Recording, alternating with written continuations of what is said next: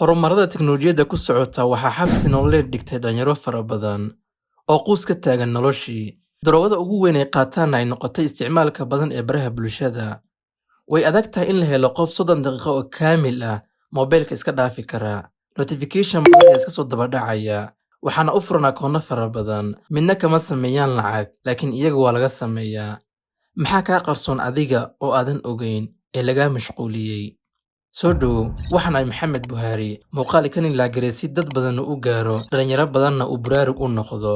Shayga koowaad ee lagaa qariyo waxa ay tahay, waxaad baran kartaa wax kasta.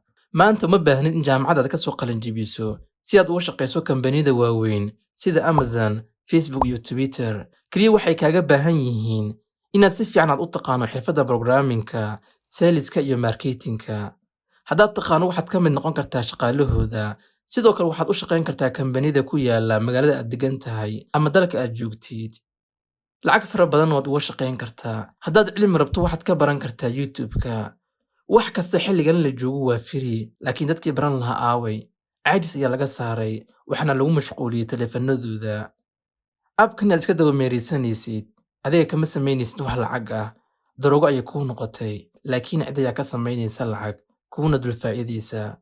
Adiguna waxaad taagan tahay khasaaro. Dhalinyarada maanta inay wax bartaan oo ay shaqaystaan waxay ka doorbidaan in guryahooda iska joogaan, sariirtoodana iska saarnaadaan, shaashadda moobilkoodana ka dhex daawadaan dunida fiigta ah. Shayga labaad ee lagaa qariyo waxa ay tahay, lacag badan ayaad samayn kartaa. Maanta waxaad baran kartaa xirfado kala duwan, waxaadna u shaqayn kartaa kambaniyo kala duwan si freelancer ah, adoo qasabaysan kugu ahayn in xafiiskooda aad tagto.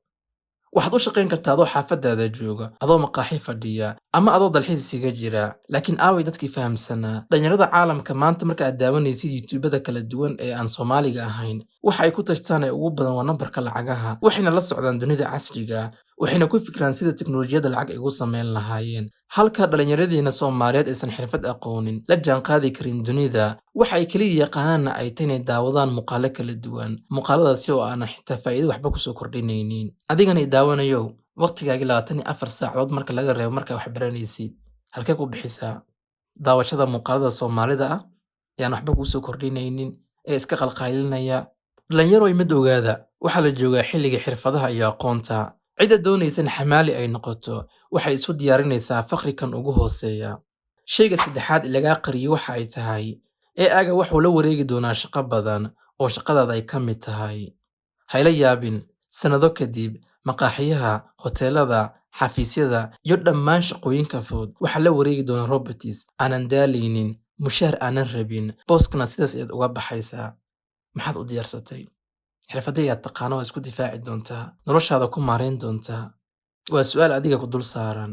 Halkan ayaan ku soo afmeerayaa muuqaalkan. Fadlan, waxaan kaa codsanayaa in muuqaalka la garayso si dad badan u gaaro una caawiyo.